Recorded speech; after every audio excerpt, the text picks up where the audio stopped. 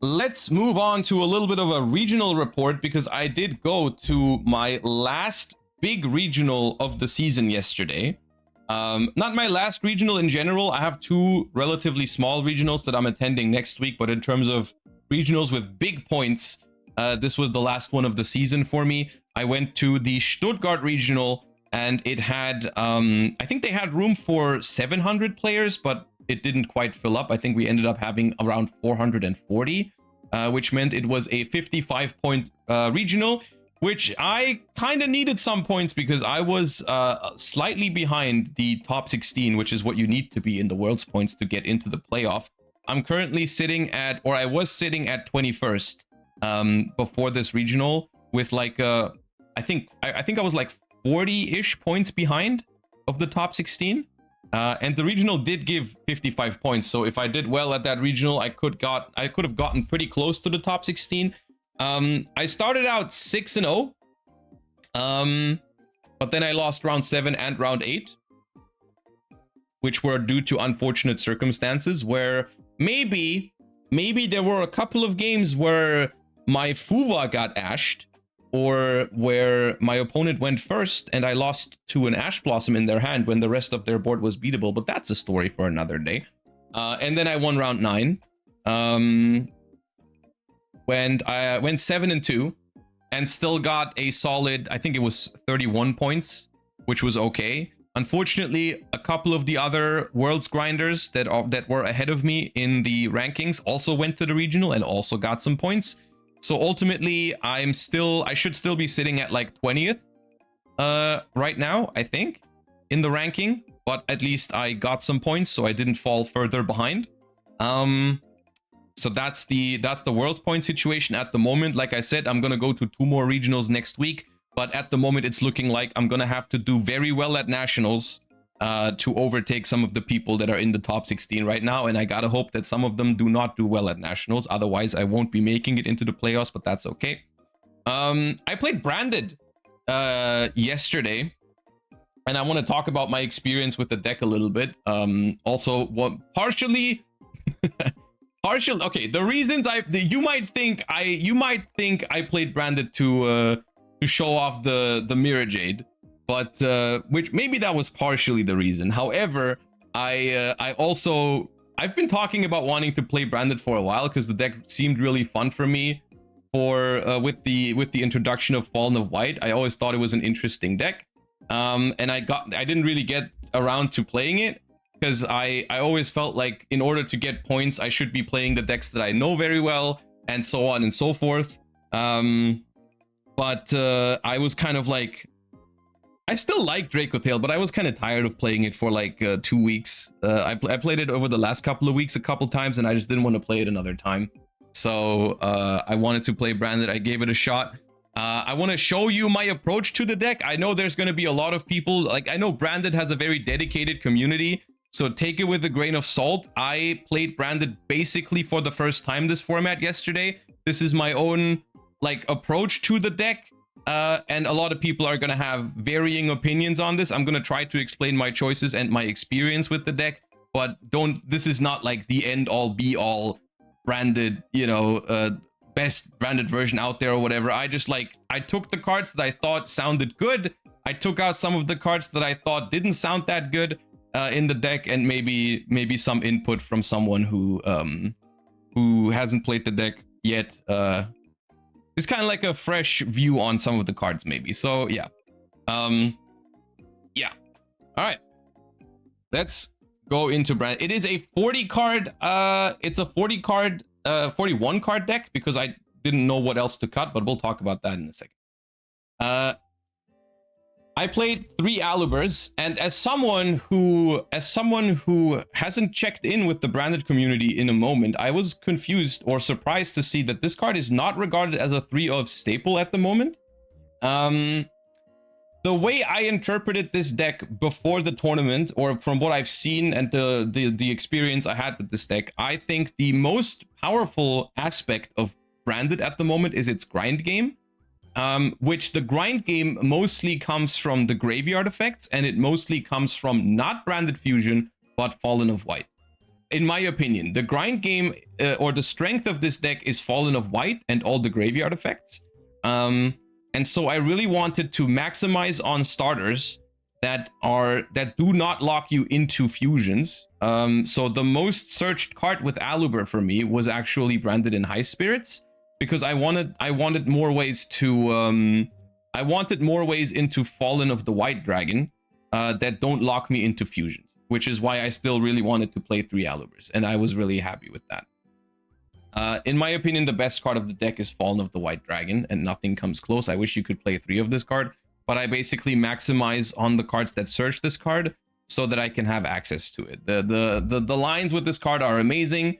The branded fusion lines pale in comparison. I had, I believe, 4 or 5 games in the regional where I went first and my hand was Fallen of the White Dragon and branded fusion, and I did not activate branded fusion. I went into the synchro line every single time. I won every one of those games when I opened Fallen of the White Dragon and did the combo. It wins the game. It sets you up for an amazing grind game. And what I did was I just held branded fusion for the follow-up turn. I didn't activate it. So yeah. You play 1 OG Albaz, which is unfortunately necessary, but it's kind of fun that like the fusion with the Fallen of Albaz is one of the main interactions that this deck has on the opponent's turn. So you have to play it, but of course you would love to play a 3rd copy of Fallen of White, but I don't think you can. 2 Cartesias, 1 Ecclesia. I've seen a lot of lists playing 2 Ecclesias, but I just sat here on Friday night drawing a bunch of opening hands, and every time I drew the Ecclesia, I hated it. I just think it's a very subpar normal summon for this deck, because you don't want to summon the Fallen of the White via Ecclesia. You want to summon it via its own effect to get the fusion monster in the graveyard, which is very important. It's a mediocre draw. I looked at some deck lists from regionals and some of the deck profiles, and people kept saying like you might need another copy of this if like one gets banished, which I don't really want to play an extra copy of Ecclesia just in case someone uses SP Little Knight on my Ecclesia. I feel like at that point I'm probably fine. I had one singular game where I hard opened the Ecclesia going second. I specialed it and then I used its effect and then they called bite it, which ended up being annoying because my hand was this basically. I had these 2 going second and then I specialed this and then it got called bite and then this didn't have a target, which was annoying because I couldn't go into the synchro. I still ended up winning the game, and I think there's ways around that. If your Ecclesia gets banished, you have ways to bring it back. So I really it didn't really matter. I don't think you should be playing more than 1 of this. I played the Golden Sword Soul because it makes your synchro lines very, very broken, and sets up your board to basically be... It's very hard to break the board if Golden Sword Soul is in rotation, because you're going to end up banishing this card on your first turn for an extra body, and then it's banished, and then you put it back into the graveyard with Omega, and then it's in your grave, which means that if your opponent plays into your board, at some point, if anything gets banished, you can like banish it to bring back your Quem, and then, you know, a whole string of events is gonna happen. So makes your board really hard to beat and outgrind. Essentially, because it's a Sword Soul card, you can special it off of Incredible Ecclesia. If you want to, I can show you the standard line that I would do in this deck going first in a second. But yeah. You play 1 Quem, which is really good. I mean, Quem is mandatory, but it's not a starter in this deck, so it's only a 1 of. You can access it relatively easily via the Ecclesia Synchro, so there's that. You play 1 Mercurier, which, quite frankly, is one of the cards that I thought was mandatory before the tournament, so I just played it.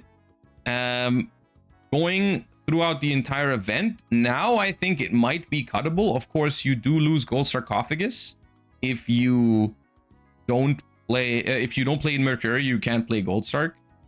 It's fine to play it, but I don't think it's as necessary as I thought it was.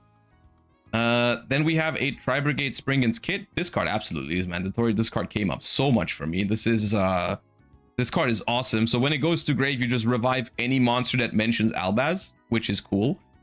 Which also includes the fusion monster. So this card can also loop Mirror Jade, which is awesome. So yeah. 1 Albion, the Shrouded Dragon. This is another card that I'm pretty sure this is cuttable, but I wouldn't cut it for 2 reasons. The number one reason is that this card is almost never a bad draw. The only example where it is a bad draw is if you get drolled. But in most cases, this just ends up sending you a Branded in High Spirits if you don't have access to it, and that's going to be a free card for you in the end phase. It's just upstart.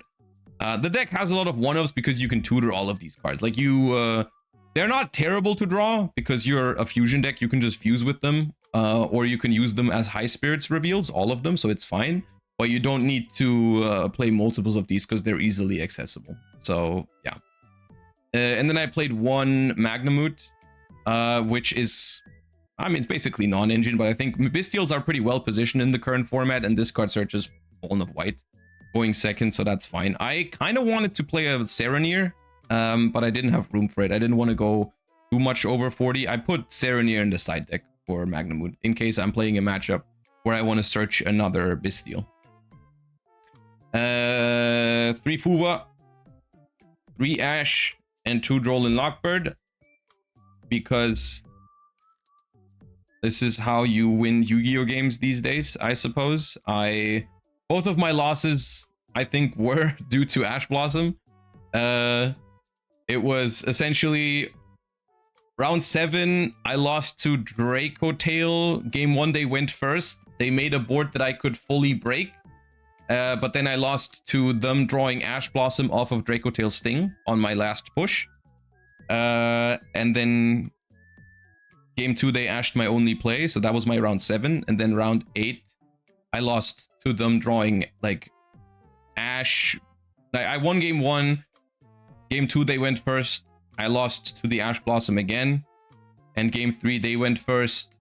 And their hand was like Ash and Fuba. I didn't have my Ash for their Fuba. And then on their turn, they had like 3 starters and another Ash for my Ecclesia into Albaz. So that was awesome. So it was like, I mean, modern Yu-Gi-Oh! Is just live and die by the Ash. And in those rounds, I died by the Ash. Droll was good, but yeah. Spells, we have 3 Fallen into Virtuous. That's my favorite part about this deck. You guys know I love this card. And this card is at its maximum potential in this deck. It's completely amazing. 3 Branded in High Spirits. This is the second best starter in your deck. The best starter being Fallen of the White Dragon. Which makes this card the second best starter of your deck because it searches the Fallen of the White Dragon. In some cases, it's actually even better than Fallen of the White Dragon because it puts another card into the graveyard. But yeah. Then I played 1 copy of Branded Opening, and I am quite confused as to why people play more of this card. I think this card was by far the worst card in my deck. Because it's essentially, I mean, it summons Aluber or Quem, which is neat, but it requires a discard, so it's inherently pretty bad going second because you lose a card whenever you activate it. But quite frankly, the starters that lock you into fusions are bad because you can't do the synchro things, and I think the synchro things are what make this deck good. And like, I just never really wanted to open with this card. I played 1 copy because there is a couple of end phase lines where you search this card with Albion and then immediately activate it, which I think it's fine for that. And even that I only did once or twice. And honestly, I have no idea why people play more than 1 of this card. Yeah. Going second, you tend to lean into Branded Fusion more, so it's better then. Sure, but like, going second, leaning so hard into Branded Fusion, I don't think is great when you spend 2 cards out of your hand to get to it. And Branded Fusion alone it's not like the card is not that good anymore in this deck with how it's being played. Like, with no Serenir and no Lubellion and no Branded Lost, like, you're not printing the amount of cards that you used to print with Branded Fusion. So I don't know if getting to Branded Fusion and resolving it is the way to go going second. And going first, this card, quite frankly, is also not great because, yeah. Instead, I played this card. I played 3 Nadir Servant, and I thought this card was amazing because this card does everything you want this deck to do. This card also locks you out of the synchros, but at least this card alone gets you to basically the full setup. This card alone gets you to everything that you need. And quite frankly, if you compare these cards to each other, I think Nadir Servant wins in basically every way. Because this might sound weird, but in my experience with this deck, being locked out of your synchros, you might as well be locked out of your entire extra deck. It doesn't matter. Because you can just... The fusions, I can summon all of them on my opponent's turn. I do not care. I can set up my graveyard. I can set up my field with Cartesia, Quem, Ecclesia. I can summon all of my fusions on the opponent's turn. I do not care.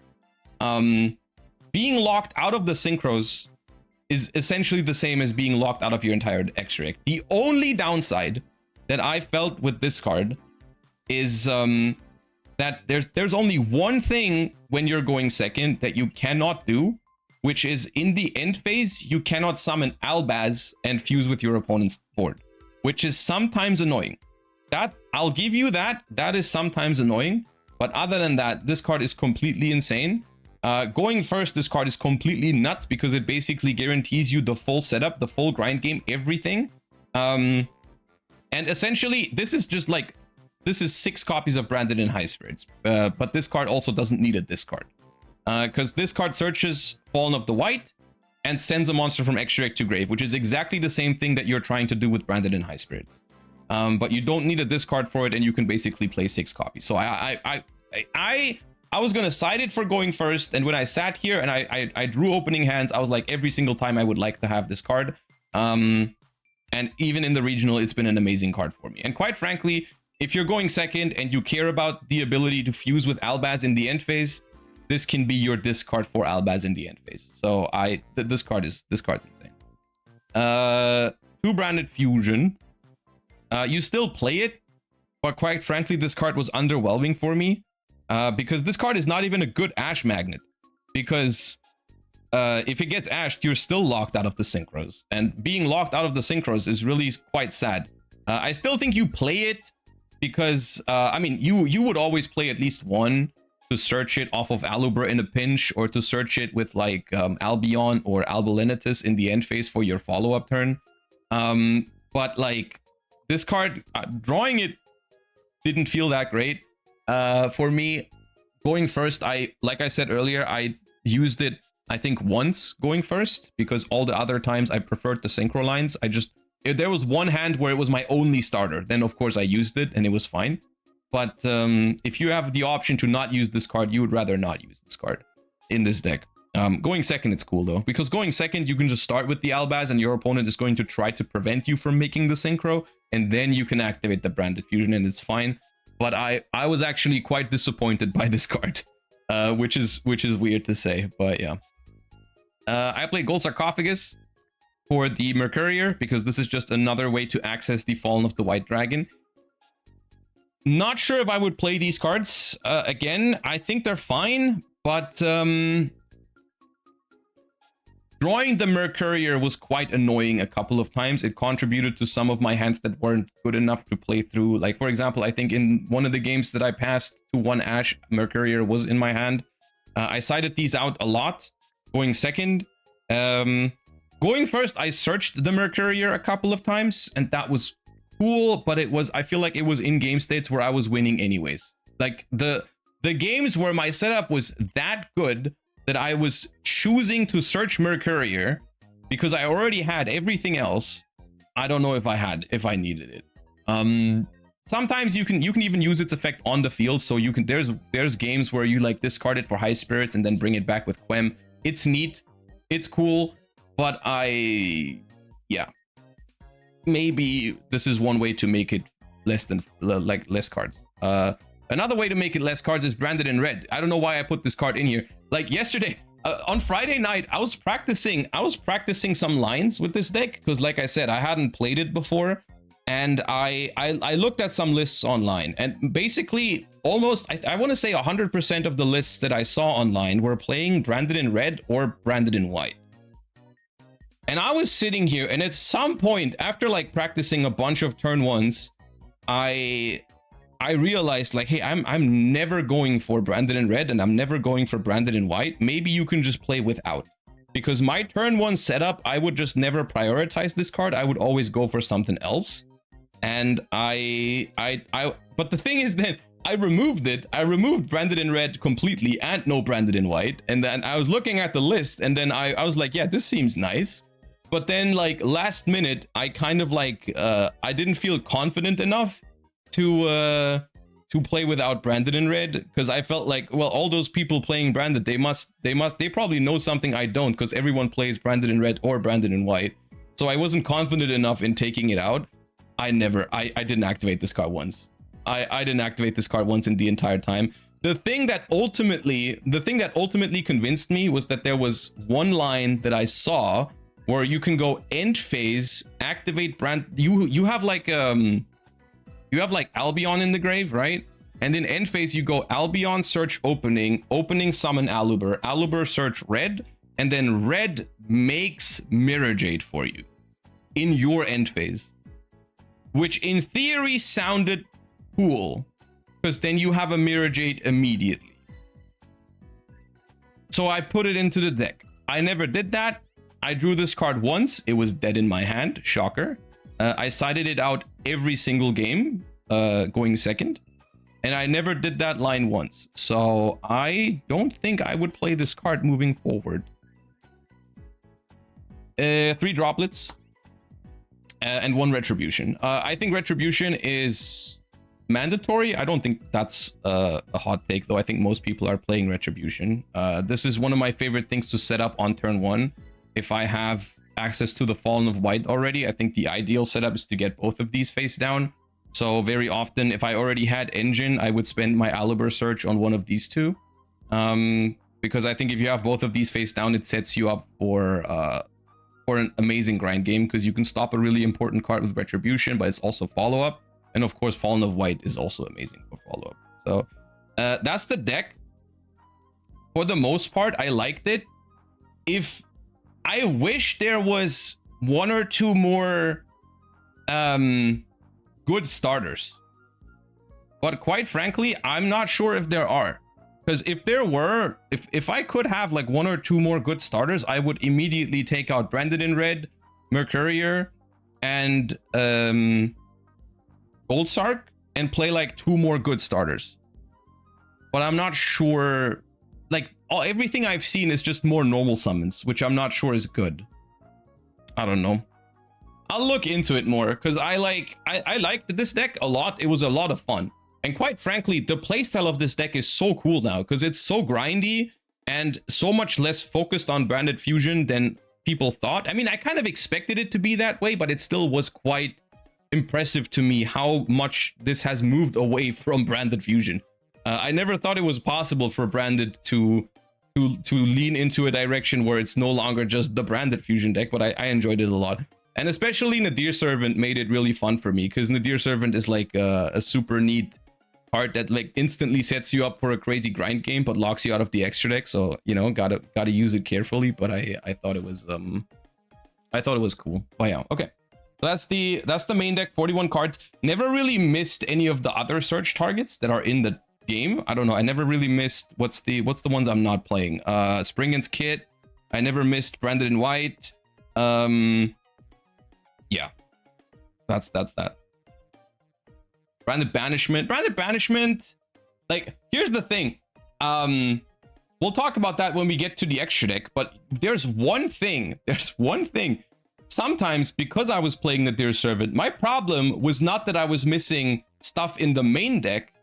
My problem was that I was missing stuff in the extra deck to get more effects in the end phase that actually have good targets, right? Because I would be sending, like, of course, Albion gets you something in the end phase that's cool, but what else, right? So I would set up like, okay, if I already have everything, then I'm sending like Rindbrum for my opponent's turn. I'm sending the Dogma Dragon, the Devour, to get like a Mercurier search in my hand, but I don't really need that. So I don't know. I want to like look into the Branded extra deck stuff that they have, but I don't know if is there anything else that you can use to like summon to get something in the end phase? Because I know Titanic Lad can get Quem, but in my combos I already have Quem, so I don't need that either. So I don't know. That was that was the only thing with like Nadir Servant. If I had it in engine heavy hands, it didn't actually add that much to my hand. But that was okay because at least I was already playing. That was okay. Did you cite OG Ecclesia for Titaniclad? I didn't know. Okay, that was the main deck. Extra deck. We have the wonderful Mirror Jade, which may or may not have been one of the reasons why I wanted to play this deck to showcase this card. Awesome.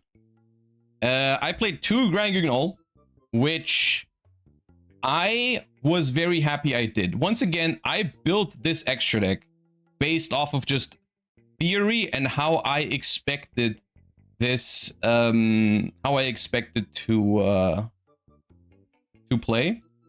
Did you pull it? Nah, I did not pull the Mirror Jade. I also didn't buy the Mirror Jade. I got it from a friend, which I'm very thankful for. 2 Grand Guignol. I played 2 for the very common scenario where you activate Branded in High Spirits and you reveal the Spellcaster. And then you want another one in your extra deck, which I think, in theory, I think that would happen a lot. And in practice, it also happened a lot. I was really happy I played 2 of this. I have no idea how people get around with 1. I played 2 Devours. Because I really wanted to have 1 to send from my extra deck for Nadir Servant, or Albaz, or Fallen into Virtuous, and I wanted the other one to have for Albaz to fuse with my opponent's cards, which I think is also pretty good. This second copy, I think, is the most flex spot in the extra deck. Yeah. This is the one card that you can swap for something else. I feel like everything else I felt like was kind of mandatory, so there's not that much wiggle room. 2 Albion, 1 Lubellion is also pretty much, yeah, there's no way around that. Titaniclad is mandatory. There's a lot of lines where this summons Quem in the end phase, but also when you're breaking boards, this very often what you'll do is you'll leave like 1 extra deck monster on their board on purpose. And then you will Titaniclad into Albaz in your end phase. Albaz fuse with their monster into the Mirror Jade. Mirror Jade send Albion, banish something else. Albion then sets Fallen into Virtuous, and on their turn, you'll do something to fuse with the Mirror Jade, trigger Quem, bring it back, and so on and so forth. Rindbrum is also mandatory as a way to make your board harder to break. Because even if your stuff gets dropped with it or anything like that, the Rindbrum can still get you into a Fallen of Albaz to fuse with on your opponent's turn, which is massive. Albulenitis is here for 2 reasons. Number 1, for the Dracotail matchup or anything with dragons, I suppose you can make the contact fusion, but also you can search Branded Fusion for follow-up, which on turn 1, you don't need Branded Fusion, but on follow-up turns, it's great. So that's where this comes in. Chaos Star Source is really important against Dracotail because it's the only way you have really to pop face downs after they set them. So in a lot of my Dracotail games, I would let them resolve like Rahu, and then they set Ketu, and then I pop the Ketu, and then they never outgrind me from that position. So that's what this is. But also just in general, removal is the one non Branded Fusion in the extra deck, but this is super important. Then I'm playing Ecclesia. My target for Grand Guignol was Lulu Lilith. I am not sure what the best one is. I think they are all fine. Because you play 1 target for Grand. I don't know which one. I played this one because it felt like the best one for me, because it has like immediate impact on the board, but it also creates a graveyard effect, so it gives you follow-up. But I think, yeah, you could also play Perskinian or whatever, but yeah. This can also be, yeah, sometimes it can be a solid send for Nadir Servant. Like, you can send this for Nadir Servant, search Fallen of White, and then this gets you Quem in the end phase if you want to. But yeah. And then I played Omega for the synchro lines. The synchro lines are absurd with Omega. It's really good. I like it a lot. So essentially what you do is you make Ecclesia with the Golden Sword Soul, and then you banish the Ecclesia to summon Quem, and then Golden Sword Soul brings back Cartesia that you send with Quem, and then you get an Omega, but you don't use the Omega to hand rip on turn 1. Instead, you leave it on the board, and then in your opponent's standby phase, you put the Golden Sword Soul back into the graveyard. Yeah. Show us the Fallen of White line. Okay, hold up. So, yeah, I can show you what I meant really quickly. So, you would do Fallen of White. I mean, what you send and so on and so forth is going to depend on the rest of your hand. I do think you need one extra level 4 monster as well. Let's just say it's... I think it works with Uwa. But let's do this real quick. So you would do this for Fallen of White. Fallen of White gets Ecclesia. Then you use Ecclesia effect to summon the Golden Sword Soul. These two make Ecclesia, then Ecclesia summons Quem. And here, in this instance, you would go Chainlink 1 Golden Sword Soul to revive, which doesn't target. And then you go Chainlink 2 Quem to send. This way, you can revive the card that you send with Quem immediately, which can be a Cartesia. All right, so the Quem will immediately revive the card. The Golden Sword Soul will revive the Cartesia that you send with Quem. This is where you would need another normal summon. If it's just Fallen of White, you need another way to make a level 4. Otherwise, yeah. And then this makes Omega. That triggers Quem to bring back Cartesia, and then Cartesia can make Gran. And then Gran can send... what did I send earlier? Albion. And then here you send probably this. Or you can send Rindbrum here as well. That's fine. You can send this from the deck to get High Spirits, depending on what you start with. Send Christia. Yeah. And then on the opponent, then in the end phase, this comes back. The Albion gets you, what's it called? Fallen and the Virtuous, or Retribution, whatever you prefer in the matchup. The Devour. In this case, this is where the Mercurier was nice. Like, I would search the Mercurier in games like this. And, like, the Mercurier isn't live immediately, but it's going to be live eventually. Which is neat. But of course, in their standby phase, the Omega is going to bring the Golden Sword Soul back into the graveyard. And then, you know, this can tag out. When this tags out or this tags out, the Golden Sword Soul can bring back the Quem. The Quem can then bring back, like, the Ecclesia and so on and so forth. This will tag out eventually. Like, you're just set up for a really strong grind game with this opener, right? And generally, when I had Fallen of White access, I would prioritize this setup over activating Branded Fusion every time, because it always felt like I can activate Branded Fusion now, and if it resolves, maybe I'm fine, but if it doesn't resolve, then I can't even go for this line because Branded Fusion locks you even if it gets negated. So I never even tried to go Branded Fusion. So yeah. Side deck is nothing too crazy. 3 Perulias, 3 Nibs. I mean, I don't think I've played a tournament this format without those in my deck somewhere, except for when I played Sky Striker. I played 3 Retaliating Seas, which are a little bit iffy in this deck because not all of your starters work under Retaliating Sea, but I was terrified of, like, Azamina, yummy slop stuff. I was just too scared of it, because if it was just for Dracotail, I would be playing other cards. This card is not even that good or necessary against Dracotail, but it's really important against Azamina and other stuff, and so I really wanted a way to answer those. This card was okay for me. The idea is that you can summon it in attack mode. Worst case, you can crash, but of course you do have a lot of tuners in the deck, so there's worlds where you just Retaliating Sea and then you summon a tuner and make your Ecclesia, which is okay. The idea of this card is basically it's often going to hurt your opponent more than it hurts you. which is the principle behind it. But yeah, I played Serenir. I really wanted to main deck this card. It's a great reveal for high spirits, and I think there's a lot of matchups where, like Mitsurugi mainly, or Yami, where if your Magnamoot resolves, you want to have another Bestial that you can search. So I chose Serenir. This card was nice whenever I sided it. Okay, hear me out. This card is 100% not necessary in this deck. If you go first and you pull off your combo that can summon this card, you are winning the game already. You don't need it.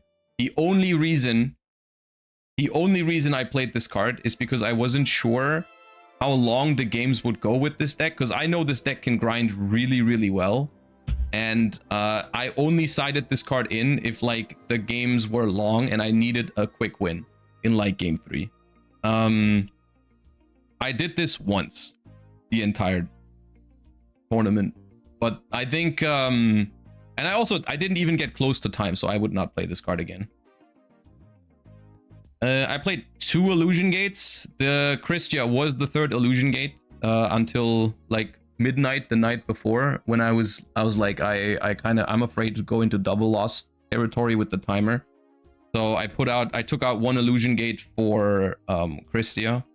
But oh, the way you use Christia in this deck, by the way, is I don't think you're supposed to summon it immediately. You just summon it in response, because you don't expect this card to actually survive. The decks have way too many ways to out it. Even the one time I summoned it, it immediately got dropleted. But what you do with it is you summon it in response to something. Like in that game, I chained Fallen and the Virtuous to revive Christia in response to Mitsurugi Ritual, which basically negated Mitsurugi Ritual, and then they dropleted it after, but it still did its job and stopped the 1 ritual. But honestly, I could have also just set this card and it would have done the same thing. But yeah, besides the point. Illusion Gate is fun in general, but especially in decks that have the branded engine, because if you play against a matchup that has Fallen of the White in their deck, this card is basically a starter for you, because you just destroy their board and then you take their Fallen of the White. It has some funny applications, but the main thing is like, even against the matchup, like I'm playing Charmies, of course, to try and have people end on half boards, but and this card is really good against half boards, but even against the decks that have negates, this card will force a negate, which is good. I liked it. I only activated it like once, but it was good when I activated it. Yeah. And then these 2 for siding out the Charmies. Basically, going first, I would never side anything other than so the Charmies always go out when you go first, and I would always between Nib, Bestial, Retaliating Sea, and Christia, you have a couple of cards that you can side when you're going first. So it was always the 3 Charmies, and then depending on the matchup, usually it was Nib for going first, or Retaliating Sea, or Serenir. And sometimes, for example, against Dracotail, I also side out the Drolls when I go first, so it's 5. But then I just do this, right? I just do like that against Dracotail going first. These 5, right? So I didn't need more dedicated going first cards, even though sometimes I side out more than 3 cards going first. But yeah, that was the side deck. I have no complaints with the side deck except for the Retaliating Seas. Once again, I'm not sure if it's worth playing it if it's just for like Azamina, but I'm so scared of Azamina and stuff right now that I've just been playing it. But I'm not convinced that it's correct. And once again, the Christia, I think, doesn't really win you games that you wouldn't win anyways. So I don't think it's correct to play it in a vacuum, but I think I was just scared of like going into time when I have to grind too much with some of the decks in the format, but it didn't really matter for me. You want to put Serenir in the main deck then? I don't know. I like, once again, I lost, I believe, 2 games because my only starter got ashed going first. So I am looking for alternatives, or I'm looking for additional pushes when I'm going first, but they need to be pushes that are not terrible. So not branded opening, basically, because I don't think this card counts as a good starter in this deck. You could have more normal summons in the deck, I suppose, but I'm not sure how good that really is. I've seen people play Seyfert, but yeah. Can you show a combo where you Nadir Servant? Okay, so the Nadir Servant combo line, if you have nothing else in your hand, is the following. You go Nadir Servant. I think you send Devour. Hold up. You go Fallen, then Fallen sends Titanic Clad. Fallen summons Ecclesia. Yeah. Then you go End Phase. Titanic Clad summons Quem. Quem sends Cartesia. Devour adds Fallen and the Virtuous.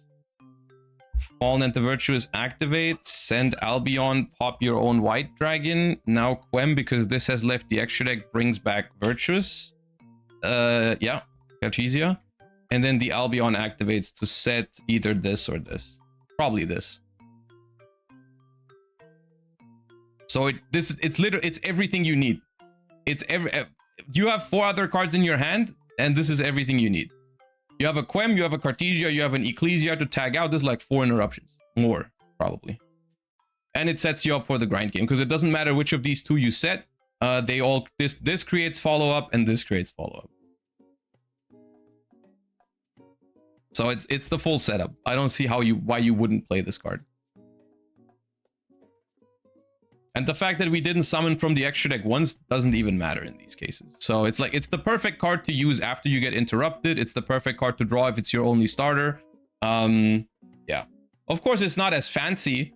It's not as fancy as the full synchro combo, but we all know that you don't always go full combo in modern Yu-Gi-Oh anyways. But this sets you up nicely for the grind game. So I liked it. Okay.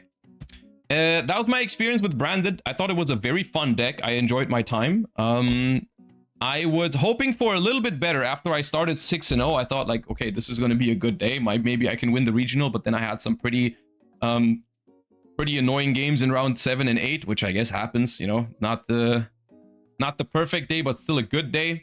And I ended up getting some solid Worlds points from it, even though my tiebreakers weren't the best. So I didn't get as many as I could have gotten, but it's all right.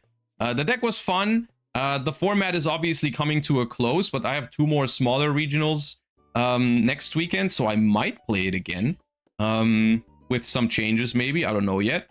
But yeah, that was my experience with Branded. Once again, I know there's a lot of dedicated Branded players out there, so don't hate me for my different views on the deck, but maybe you can appreciate a little bit of a different perspective on some of the cards. Yeah, I liked it, and I might play it again next weekend. Who knows? Why do you prefer this over Draco Tail? I just like, I don't know, I was just tired of playing Draco Tail, and I felt like with Draco Tail, there's just like, I just had too many hands where I couldn't play the game, which was the main reason why I lost games at the regional last week.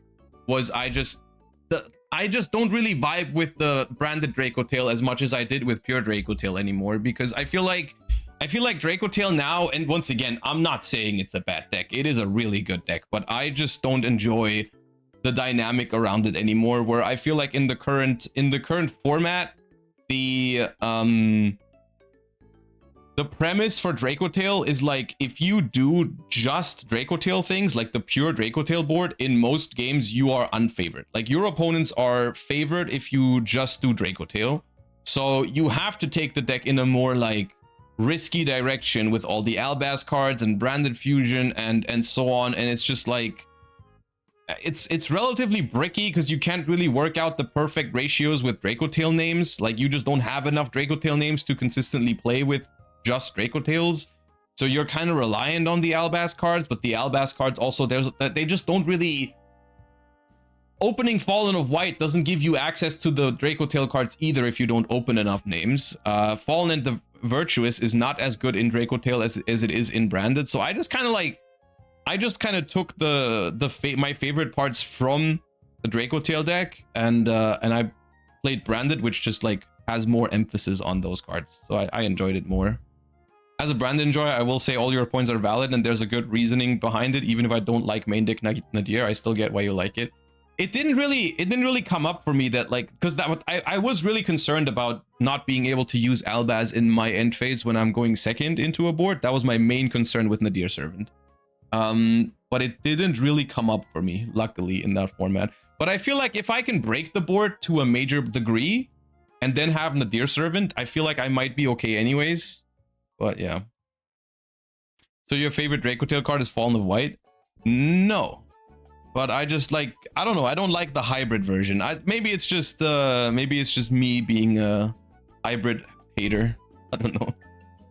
Did you side out Nadir going second? No, I didn't. Because I always felt like I mean the deck is more like hand trap heavy now than it was before, right? It's not really a board breaker deck anymore. You only play Droplet because Droplet is a generically good card.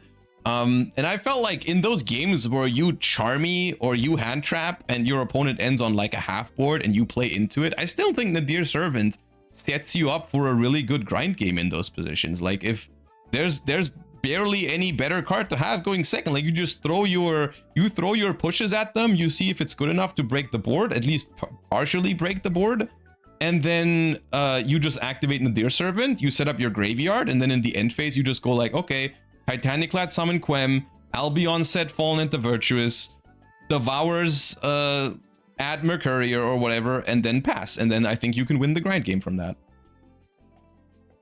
What do you think about Branded Lost and Super Poly? Dude, I wanted to play Super Poly so badly. I think it goes well in this deck, but I just couldn't find myself cutting extra deck cards. Like I think you can cut one Devour. I think you can cut one Devour and that's it. Everything else in the extra deck I think is mandatory. From my limited experience with the deck, I can't see myself playing the deck without any of the other cards in the extra deck. So I just couldn't do it. I like to play one Dogmatica Ecclesia with Nadir. It gives more pushes with Titaniclad when you already have Quem access. Dogmatica Ecclesia is a normal summon, right? If you don't have an extra deck monster on the board, right? So if Nadir Servant is your only play, it would be your normal summon, but that's fine. What do you search with the Ecclesia? Like, what do you mean push? Like, what's the push in that case? Just search Fallen. Okay. So you search... I could see that. So you search Fallen, and then in the end phase, you get Retribution from the Albion instead of getting Fallen with the Albion. Yeah, okay, I could see that. Or Fleur, yeah. I wouldn't go as far as playing Fleur de Lis.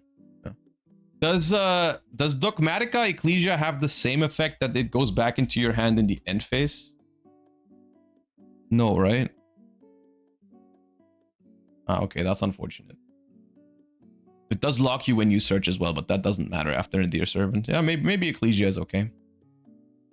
I don't know. I just want to like, I'm in some ways I'm like Joshifying this deck because I'm trying to just set it up for the grind game as best as possible, right? Like it's a very I do realize that it's a very Josh approach to the deck, right? Like I'm trying to cut like all the ceiling out of it, and I'm just trying to make it as grindy as possible, which is, I understand that that's not everyone's cup of tea. That's all right.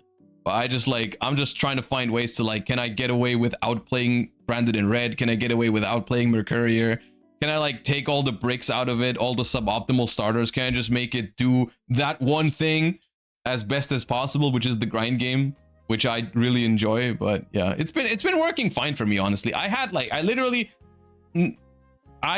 no problems with this deck throughout the entire day, except for, you know, getting essentially FTK'd by strong openers when they went first. But I also broke a bunch of boards. Like I broke in round 9, I played against DDD, which was scary. But I beat them game 1 with my board, and then game 2 I broke their board with they opened. It was through. Okay, I activated Fuwa. They ashed it. I rolled them, and then I nibbed them, and they still ended on Caesar, Machinex, and the Link 3 that negates hand effects, which was crazy. But I broke it and outgrinded it. That was fun.